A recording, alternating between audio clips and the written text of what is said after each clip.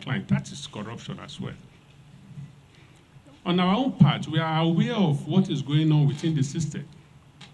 We know even if corruption is tolerated in every aspect of the society, it should not be tolerated with the institution that is saddled with the responsibility of adjudicating on such anti-corruption cases.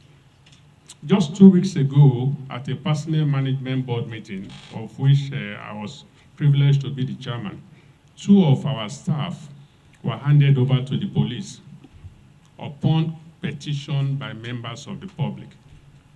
They've been arraigned before our courts.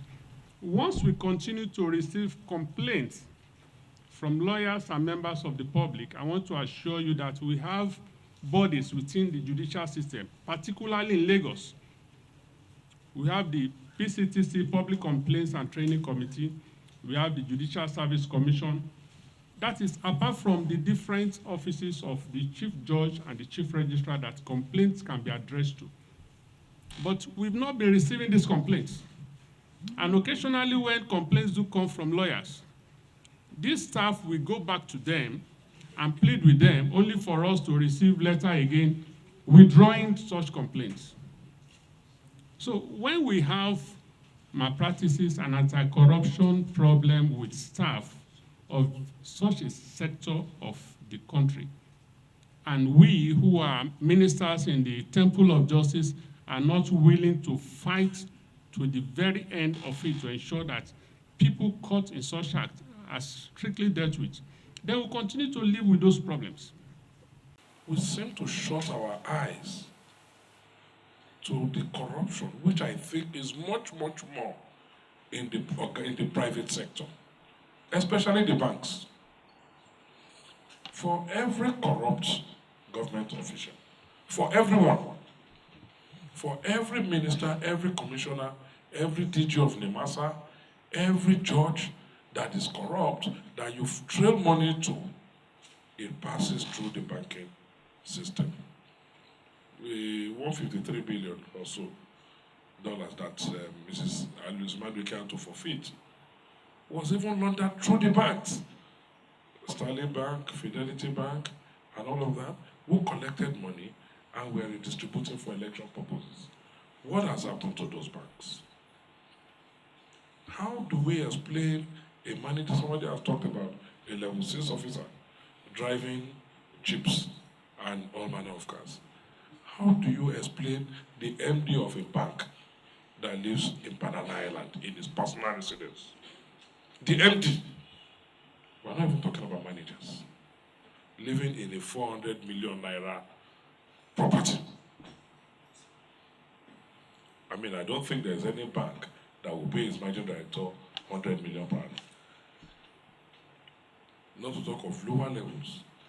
How do we explain, what are we doing to people in the banking industry, in the financial advisory services?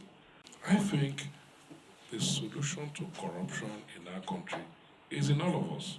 We need a total national reorientation as a people. The speakers also gave suggestions for improving the effectiveness of the anti-corruption war. This is about one of the very few countries left in the world who start investigation with arrest. Elsewhere in the civilized world, before you are arrested, as at the date you are arrested, there's a dossier which they give to you. Look, this is what we know about you. And that was why our good friend, Mr. James Ibori, nobody arrested him first and said, okay, come and write a statement. They simply said, look, we have a case against this man. They didn't need him to be arrested before they built up their case. They merely said, this is our case. Please extradite this man to come and answer the charges. And of course, when he got there, he had no choice. Seeing the dossier they had, and to say, okay, I surrender. And I will link the problems of the police with that of the EFCC. Leadership of the EFCC is also made up of either serving or former police officers. So the EFCC too verily believes that the way they have to work is to get a petition, arrest, and say, okay, write a statement, and then we investigate. I'm waiting to see the day when the EFCC will conclude an investigation discreetly before inviting and I'll say, yes, this is the information. And that will go a very long way. Our insistence of arresting people and forcing them to write statements, which means a reliance on confessional statements, is one of those reasons why we get very low percentage of convictions or success in our criminal cases. We need to employ much more of forensic investigation, technology. These are modern times. We need to recruit experts to help and assist in investigations. That is the only way we can begin to get more success in our fight against the ubiquitous corruption. If the courts in Nigeria are lethargic and they are prepared to give a clean bill of health to one James Onanofe Ibori, there are other jurisdictions that will take a second look. And even within West Africa, we have that Community Court of Justice of ECOWAS. It's in Abuja there.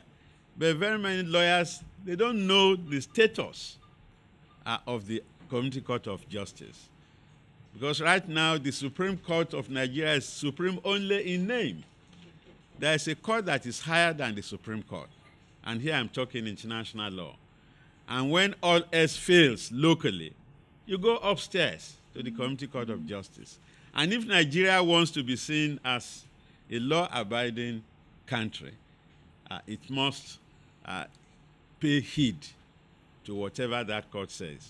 So my plea today is for lawyers, many of us seated here, to think of the various fora and just don't limit yourself to the High Court in Ikeja, High Court in Lagos. Because the monies that disappear into private pockets are monies that could have been used to improve our infrastructure, to build the schools, the hospitals, and all sorts of things that will make life better for the ordinary Nigerian. At the end of the day, the expectation from here is that this dialogue will produce key recommendations for improving the anti-graft war.